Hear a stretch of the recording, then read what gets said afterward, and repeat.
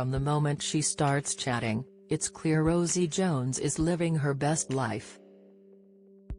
The 33-year-old comedian is in the midst of her first UK tour, and she couldn't be happier.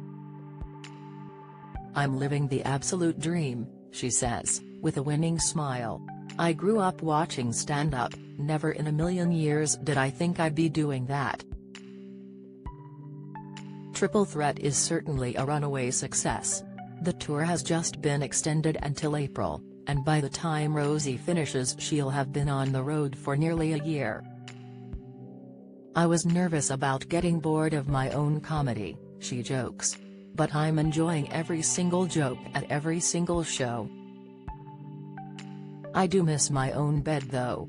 I saved up for years and bought my own flat, so it's annoying that I've bought it, decorated it and then I'm gone again." So, what's on Rosie's backstage rider? "I wish it was all drugs and throwing TVs out of windows, but I'm a Yorkshire lass through and through," she laughs. "As long as I've got a good mug of tea and a massive bag of crisps, always salt and vinegar, I'm happy." Warm, friendly and searingly honest, Rosie has become a trailblazer for people with disabilities, breaking boundaries and confronting ableism with her sharp wit and self-deprecating humor, a knack she developed by necessity. "I was one of the only disabled people in my school," she recalls. "I created my confidence, personality and humor in order to survive. I had to be the first person to crack a joke about my disability because if I didn't, somebody else did." Rosie admits she was a cheeky chick who regularly got told off for talking in class. "Even then I would lie and say, 'You were talking about my disability,'" she laughs. "They couldn't say anything, I had them." As 24% of the UK population are now recorded as having a disability, diversity and inclusion have never been more important. Earlier this year, Rosie made a powerful documentary on Channel 4 about ableism, which showed her wearing headphones to block out the abuse she regularly gets in the street. "It's by far the hardest thing I've ever done," she says of the film. "I've spent my childhood, my adulthood and now my career making people laugh to make sure they're okay around me and my disability."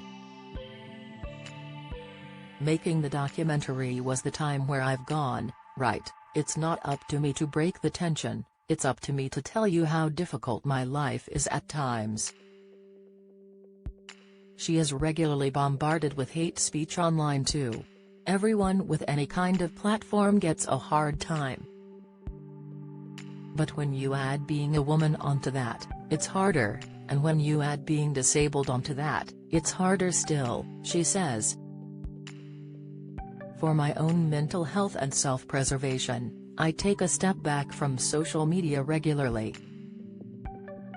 It can be hurtful." While Rosie has done so much to champion diversity, she thinks we can all do far more. "It isn't up to me to make sure that you're okay," she says. "Frankly, it's up to non-disabled people to learn more about disability and diversity." She's also passionate about inclusivity, and says that as a child she struggled with the lack of diversity in books. "Being disabled meant that I couldn't really walk or run, or join in with playing. But I could read," she explains. "But every book had non-disabled main characters. Things like that were really damaging, because it never made me feel valid." Determined to change the status quo, she has written 3 children's books based on Edie Eckhart, an 11-year-old with cerebral palsy.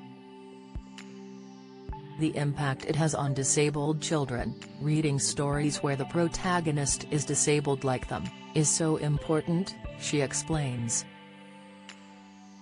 "I'm glad that I can put that into the world and hopefully change it for the better.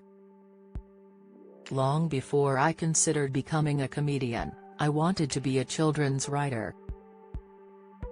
I actually have a bone to pick with Pixar. I recently read a story that I wrote in 1993 about a toy that comes to life. I think they got their idea for Toy Story from me. Chatting to Rosie is a breath of fresh air. She's funny, obviously, radiates positivity and says she's the one friends call when they need cheering up. But what does she do when she's feeling down? Oh, that's easy, she says. I love all the old sitcoms, like Dinner Ladies or The Vicar of Dibley. They are like a lovely, warm bath. No doubt she'll watch these over Christmas, when she decompresses with family. I am the biggest Christmas fan, she declares. I go back home to Yorkshire for 2 weeks, and I spend it with my mum, dad, brother and grandparents. As for her festive wishes, she's easy to please. I'm very basic. I love warm socks and a candle. If I'm warm and cozy and smelling something nice, I'm happy. Follow Mirror Celebs on Snapchat, Instagram, Twitter, Facebook, YouTube and Threads.